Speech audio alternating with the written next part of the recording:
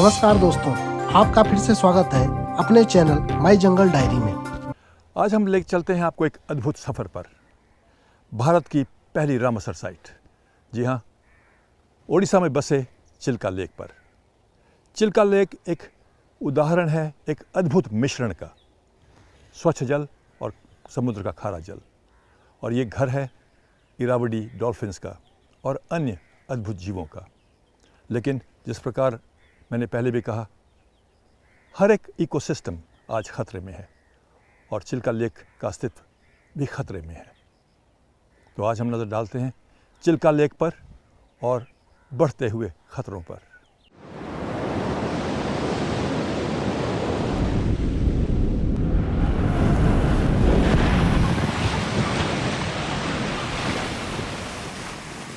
दुनिया की तट रेखाएं आशियाना है विविध पर्यावरण प्रणालियों का। समुद्र की सतह और लहरों में बढ़ोतरी और मौसम से जुड़ी अन्य घटनाओं में बदलाव पृथ्वी की प्राकृतिक प्रक्रिया और इनके कारण तटों के आकार में परिवर्तन आया है, जिससे रेतीले इलाके, मुहाने, दलदली इलाके और लगून बने हैं।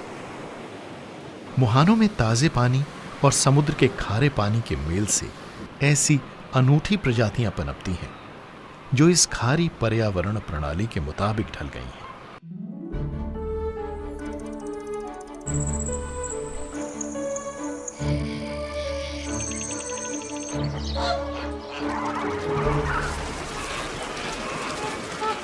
नमकीन दलदली इलाकों और लगूनों में भी अनेक तरह के पेड़ पौधे, जीव जंतु और कीट पलते हैं। ये समृद्ध लेकिन नाजुक पर्यावरण प्रणालियां दुनिया की तट रेखाओं के लगभग 13% हिस्से में मौजूद हैं। लगून उथले खारे पानी वाले ऐसे क्षेत्र होते हैं जो जमीन या रेतीले इलाकों की संकरी पट्टियों के जरिए गहरे सागर से अलग होते हैं और इनमें प्राकृतिक उपखाड़ियां हो भी सकती हैं और नहीं भी। लगून वाले पर्यावरण तटीय जलराशियों से कई तरह से भिन्न होते हैं। लगून के तापमान समुद्र की तुलना में कहीं ज्यादा अलग अलग तरह के होते हैं। लगून की उथली जलराशि दिन के दौरान सूरज की किरणों के कारण आसानी से गर्म हो जाती है और रात में यह बहुत जल्दी ठंडी भी हो जाती है। लगूनों का खारापन भी अलग अलग होता है।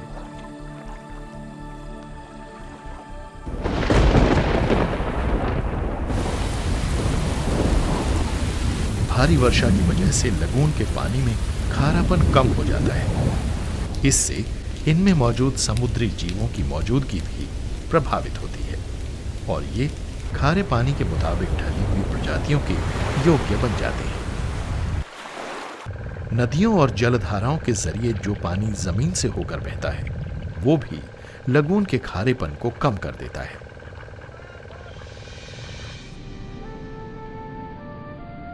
भारत और बांग्लादेश की सीमा से भारत का पूर्वी तट दक्षिण में कन्याकुमारी तक फैला है, जो लगभग 2545 किलोमीटर लंबा है।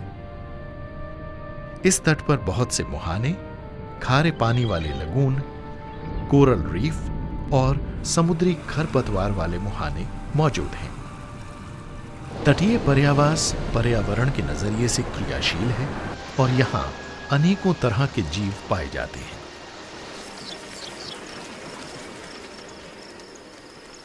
भारत के पूर्वी और पश्चिमी तटों के साथ साथ करीब 17 लगून हैं। मछली पालन के लिहाज से ये इलाके महत्वपूर्ण हैं। ये कई तरह की कवच वाली और फिन वाली मछली प्रजातियों की नर्सरी की भूमिका निभाते हैं। चिलिका भारत के अनूठे लगूनों में से एक है और ये उड़ीसा के पूर्वी तट पर महानदी दरिया के मुहाने पर स्थित है। माना जाता है कि सदियों पहले यह बंगाल की खाड़ी का एक हिस्सा था और समुद्र की लहरों और बहावों ने तट रेखा के आसपास ढेर सा रेत जमा कर दिया, जिससे इस लगून का निर्माण हुआ। यहां ताजा पानी, खारी और समुद्री पर्यावरण प्रणालियां एक साथ मौजूद हैं और एक दूसरे पर निर्भर भी हैं, जिससे ये झील अनूठी बन जाती है। ये एशिया का सबसे विशाल खारे पानी का लगून है। इसे अनूठा बनाता है ताजे पानी और खारे पानी का मेल, जो अलग अलग तरह की पर्यावरण प्रणालियों की रचना करके बहुत सी प्रजातियों को आशियाना उपलब्ध कराती है।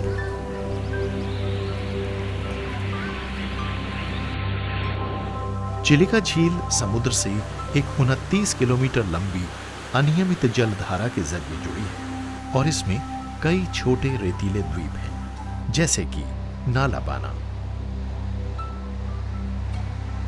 झील के अंदर मौजूद ये दलदली इलाका एक मशहूर पक्षी अभयारण्य है और इसकी तरफ सबसे बड़ी संख्या में प्रवासी और भारतीय पक्षी आकर्षित होते हैं। झील में मौजूद नालाबाना द्वीप पूरे मॉनसून के दौरान पानी में डूबा रहता है और सर्दियों के दौरान जब इसका पानी घटने लगता है तो ये घोंसले बनाने के लिए एक सुरक्षित और उपयुक्त जगह बन जाती है। इसी समय प्रवासी पक्षियों का पहला समूह भी यहां पहुंचता है और इसे सर्दियों के दौरान अपना आश्रय स्थल बनाता है। यहां हर साल 10 लाख से ज्यादा प्रवासी पक्षी आते हैं। यहां स्थानीय और प्रवासी दोनों ही प्रकार के जल पक्षियों की जबरदस्त विविधता नजर आती है। इसलिए पक्षियों के दर्शन करने वाले लोगों के लिए चिलिका झील इतना लोकप्रिय स्थान है।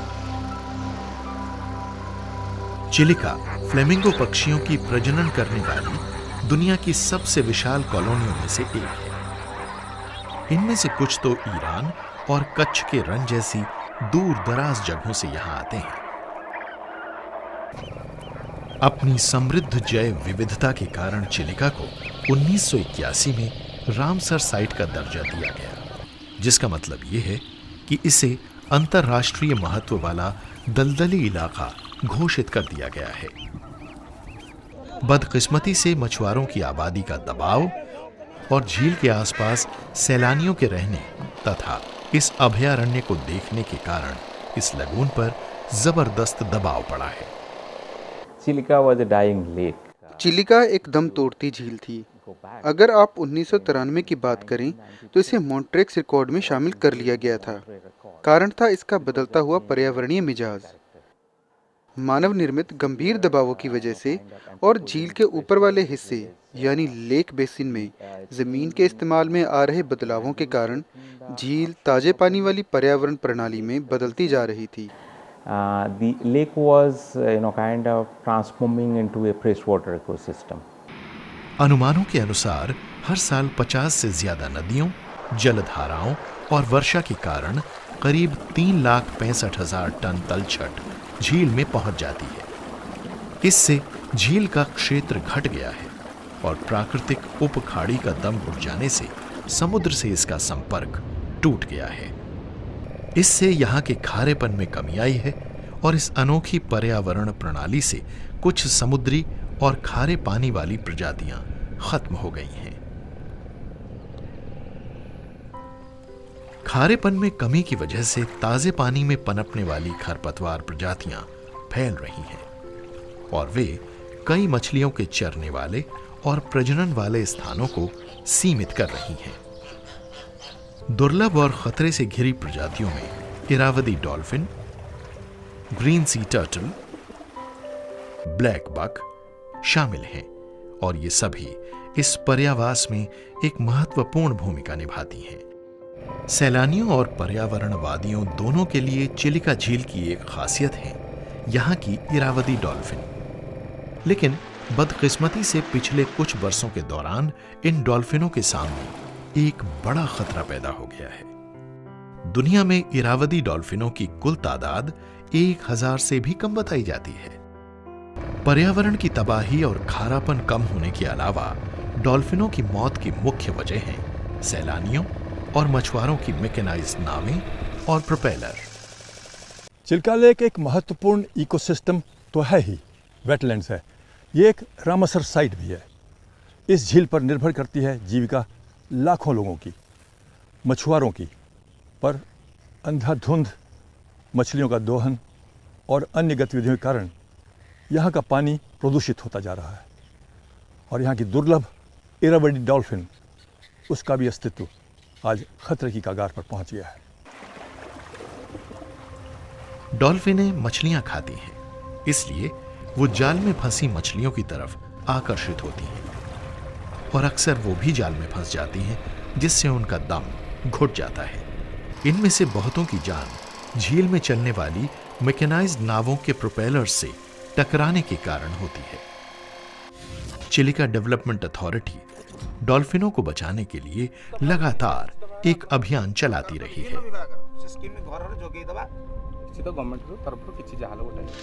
चिलिका में इंजन से चलने वाली नावों के लिए विशेष डिजाइन वाले प्रोपेलर गार्ड लगाने और डॉल्फिनों को देखने से संबंधित दिशा निर्देश जारी किए गए हैं। Now about 800 boats are being placed into service for dolphin watching. आज करीब 800 नावें डॉल्फिन को दिखाने के लिए झील में उतरती हैं, पर ये अलग अलग जगहों पर होती हैं। ये एक ही जगह पर नहीं होती, ये फैली हुई होती हैं, लेकिन फिर भी इनकी मौजूदगी है वो जीवों के लिए मुश्किल की वजह है। तो अब उन लोगों ने ये फैसला किया है कि ये उन जगहों की पहचान करेंगे जहां आमतौर पर डॉल्फिन नजर आती है। हम वहां स्थानीय स्तंभ बनाएंगे। वो इस बात पर सहमत हो गए हैं कि उन स्तंभों से आगे कोई मैकेनाइज्ड बोट नहीं जाएगी। Wild life institute of India ने डॉल्फिनों को देखने के सिलसिले में एक नियमावली बनाई है और ये लोग उसका पालन करने को राजी हो गए हैं। They have agreed to follow that. इन कोशिशों से चिलिका में मरने वाली डॉल्फिनों की तादाद में कमी लाने में मदद मिली है। ये दलदली इलाका बहुत से जीव जंतुओं के साथ साथ ताजे पानी की अनेकों मछलियों और झींगों को पनपने में भी मदद करता है। इस लेक में हेरिंग और सार्डीन मछलियों की भी खासी बड़ी तादाद है। जूलॉजिकल सर्वे ऑफ इंडिया ने यहां मछलियों की करीब 217 प्रजातियों की पहचान की है।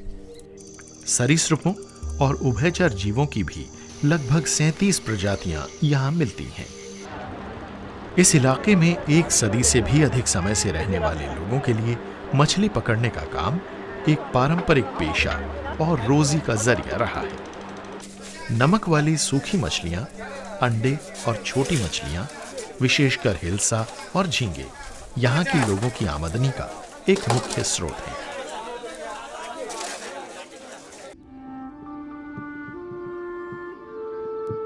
गर्मियों के महीनों में जब ज्यादा मछलियां नहीं होती और झील सिकुड़ जाती है, तो उसकी सूखी तली का इस्तेमाल चावल या बाजरा उगाने के लिए किया जाता है।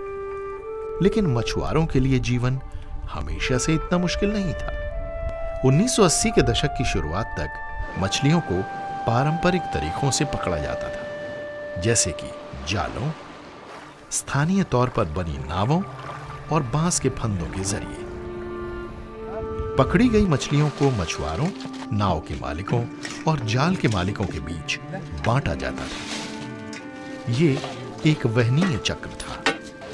हर चरण में समुदाय का सहयोग साफ नजर आता था।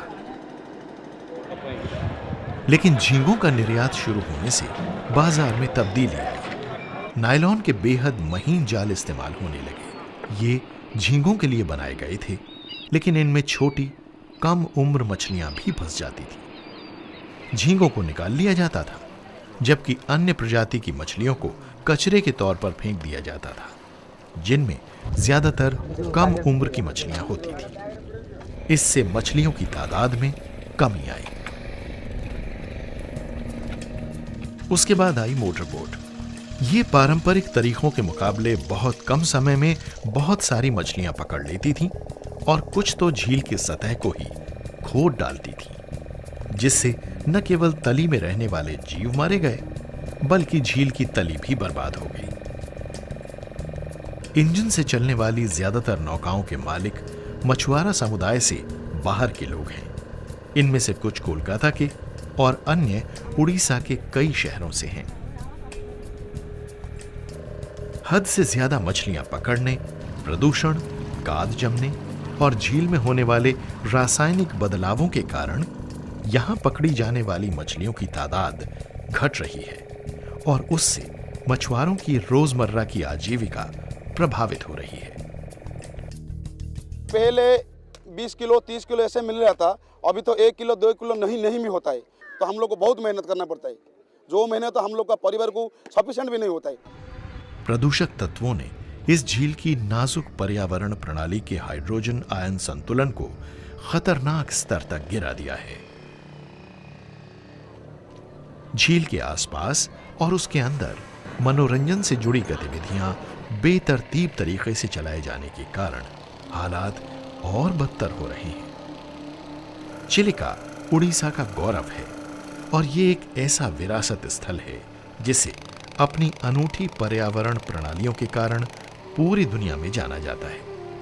मगर अब इसमें बहुत ज्यादा बदलाव आ चुका है। इससे न केवल एक नाजुक पर्यावरण प्रणाली प्रभावित हुई है, बल्कि बहुत सारी दुर्लभ और खतरे से घिरी प्रजातियां भी विलोपन की दिशा में बढ़ रही हैं। चिलिका एक ऐसा दलदली इलाका है जिसे हम गंवा नहीं सकते और पृथ्वी पर मौजूद इस विरासत को बचाने और इसे सुरक्षित रखने के लिए कई कदम उठाने की जरूरत है। संरक्षण और प्रबंधन के हिसाब से ये पूरा दलदली इलाका ही भारत सरकार के लिए एक प्राथमिकता वाला क्षेत्र है, लेकिन इसके लिए लोगों के सहयोग की भी तुरंत आवश्यकता है। झील का ज्यादातर प्रदूषण हमारी और कुछ एक व्यवसायों में होने वाली कारोबारी गतिविधियों की देन है। चिलिका खतरे में है। चिलिका डेवलपमेंट अथॉरिटी पर्यावरणविदों और नागरिकों को इस अनूठे पर्यावास को बचाने के लिए मिलकर काम करना होगा, ताकि मछली पालन और एक्वाकल्चर के वहनीय विकास और वन्य जीवों के संरक्षण को सुनिश्चित किया जा सके। नियंत्रित इको टूरिज्म को बढ़ावा देने से स्थानीय लोगों के आर्थिक कल्याण को बढ़ावा मिला है और साथ ही इससे इस पर्यावास के प्रबंधन और देखरेख के लिए पैसा भी मिला है। द्वीपों और पक्षियों के पर्यावासों को बहाल करने और पर्यावरणीय प्रभाव आकलनों की मदद से झील के स्तर को कायम रखने से झील की सेहत को धीरे धीरे बहाल करने में मदद मिली है। We went for a kind of opening of a new mouth. हम सन 2000 में एक मुहाने को खोलने गए थे। इससे झील की पर्यावरण प्रणाली में काफी सुधार आया। अब इस बात को करीब 13 साल हो गए हैं और इन वर्षों के दौरान हमने पाया है कि झील की पर्यावरण प्रणाली ने खुद को बहाल किया है। उसकी जैव विविधता में काफी सुधार हुआ है। झील की उत्पादकता, उसकी पानी की क्वालिटी और उसकी फ्लैगशिप में भी बेहतरी आई है। Lake productivity, lake water quality. Chilika development authority ने नदियों द्वारा लाई जाने वाली तलछट को नियंत्रित करने की भी कोशिश की है। ऐसा उसने झील की तली से गाद को निकाल कर किया है। सड़कों और बेहतर बुनियादी सुविधाओं के निर्माण के जरिए झील के इर्द गिर्द रहने वाले समुदायों के सामाजिक आर्थिक विकास को बढ़ाने के लिए भी प्रयास किए गए हैं। इस पर्यावरण में प्रदूषण को घटाने के प्रयास किए जाने चाहिए। ये सुनिश्चित किया जाए कि जो लोग इस जगह को देखने आते हैं वो झील में और उसके आसपास के क्षेत्र में कचरा न फैलाएं। यदि चिलिका झील को एक मौका दिया जाएगा तो वो फिर से अपनी मूल शान को हासिल कर लेगी और स्थायी रूप से एक अंतर्राष्ट्रीय विरासत और गंतव्य बनी रहेगी।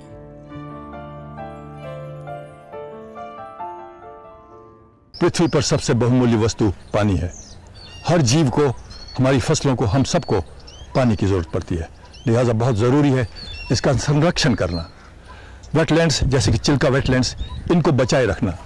सरकार तो प्रयास कर ही रही है, लेकिन कोई भी प्रयास सफल नहीं होगा अगर हम सब मिलकर एक प्रयास न करें। एकजुट प्रयास की ज़रूरत है अगर हम चाहते हैं कि हमारी विरासत, ये धरोहर बची रहे।